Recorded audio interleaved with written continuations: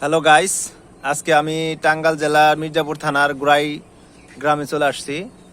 এখানে একটা আজব জিনিস দেখলাম, সেটা হচ্ছে এই যে মাটি। এখানকার একটা বাইদ আছে, বাইদের মাটি, এই মাটি দিয়ে তারা রান্না করে। এই মাটিতে কিভাবে আগুন জ্বলতেছে দেখেন।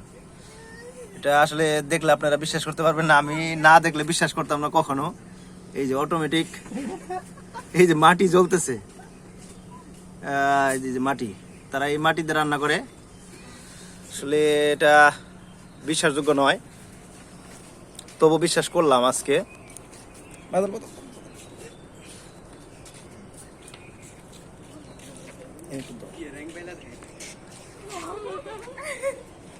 এই যে আমি একটু মাটি দিচ্ছি চুলায়, মাটি হাতায় দেখতেছি যে আসলে মাটি মাটি আপনারা বিশ্বাস করবেন না, সেজন্য আমি নিজে মাটিটা দিলাম এবং মাটিটা জ্বলতেছে। দেখি কিভাবে মাটিটা জ্বলতেছে।